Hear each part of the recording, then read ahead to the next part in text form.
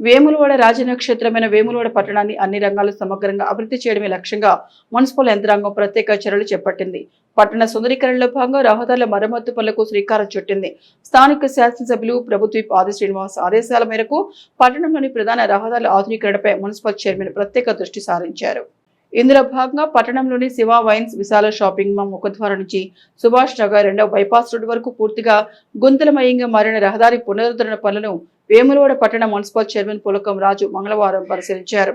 స్థానిక municipal commissioner నాయకులతో కలిసి ఆయన క్షేత్రస్థాయిలో పనుల నాణ్యతను తనిఖీ చేశారు. ఈ సందర్భంగా చైర్మన్ మాట్లాడుతూ వాహనదారులు పాదాచారులు తీవ్ర ఇబ్బందులు పడుతున్న నేపథ్యంలో తక్షణమే గుంతలను పూడ్చివేసి ప్రజలకు సౌకర్యవంతమైన తాత్కాలిక రహదారిని అందుబాటులోకి తీసుకురావాలని సంబంధిత కాంట్రాక్టర్ను ఆయన ఆదేశించారు. పనులు ఎలాంటి జాప్యం జరగకుండా వేగవంతం చేయాలని స్పష్టం చేశారు. రాబోయే కొద్ది రోజుల్లోనే ఇదే రహదారిపై శాశ్వత ప్రాతిపదికన తారు రోడ్డు, బీటీ రోడ్డు నిర్మాణ పనులను పూర్తి చేస్తామని చైర్మన్ వెల్లడించారు.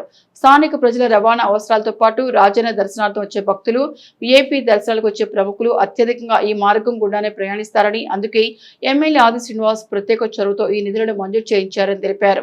మున్సిపల్ యంత్రాంగం ప్రజాప్రతినిధుల సమన్వయంతో వేములవాడ పట్టణాన్ని ఆదర్శవంతంగా తీర్చిదిద్దుతామని, సుందరీకరణ పనులకు ప్రజలంతా సహకరించాలని ఆయన కోరారు. ఈ కార్యక్రమంలో మున్సిపల్ అధికారులు, స్థానిక నాయకులు పాల్గొన్నారు.